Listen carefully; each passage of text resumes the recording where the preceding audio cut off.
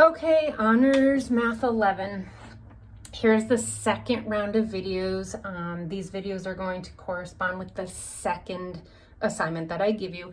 And that assignment, I could not find anything in your book. I could not find anything online because I'm chunking this into such small lessons.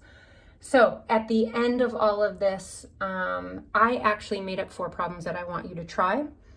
So you're going to see not a worksheet, but what I wrote out. I hand wrote 4 problems for you to try as an assignment that corresponds to these problems. So now we're moving on. We're going one step further. You are going to find the equation of the lines tangent to the function at the given x value. But now you're doing it using the shortcut. So this is actually going to be easier than what I've given you in the past where you had to use the difference quotient. And these should go much faster. So again, the very first thing you have to do is the first derivative, because the first derivative gives you the slope formula.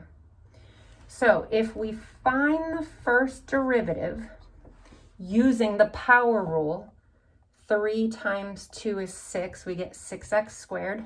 And hopefully you did the homework assignment before following or watching these videos. Minus 16x to the first plus 3, and then the first derivative of a constant is always 0. All right, so here's your first derivative.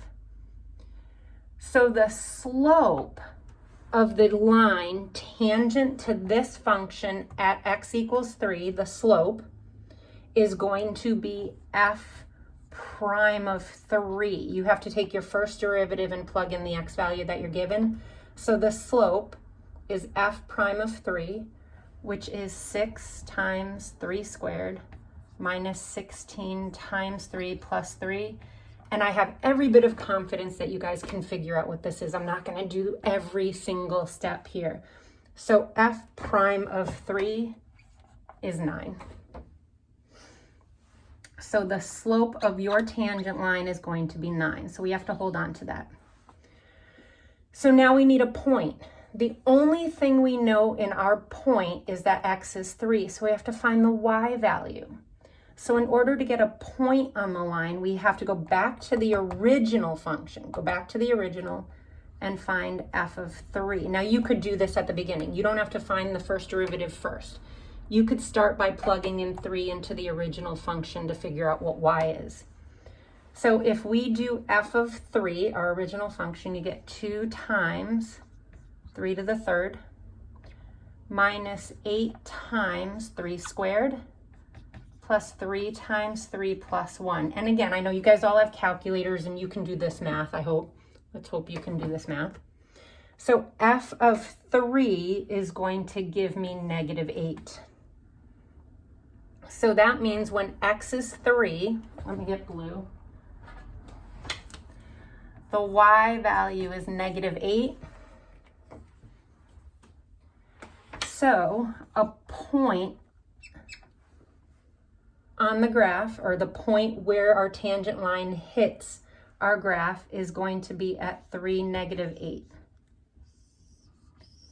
So you have every single thing you need to write the equation of the line now. You know y equals mx plus b. So look at, here's our slope, m. This x value is 3. The y value is negative 8. Just plug them in and solve for b. So you get negative 8 equals 9 times 3 plus b. 9 times 3 is 27. When you subtract 27 from negative 8, you get negative 35. That's your b value. So then you just plug in the slope and the y-intercept, and the equation of your tangent line is y equals 9x minus 35. There's the equation of your tangent line. So this should actually now be easier, because can you imagine, you already did this, I know you did this, but going through and using the difference quotient for this and finding the limit as h approaches 0, you no longer need to do that. All right, just know the shortcuts don't work for every function. The difference quotient will, but now we're going to do a whole bunch of shortcuts. All right, so I have a couple more examples for you.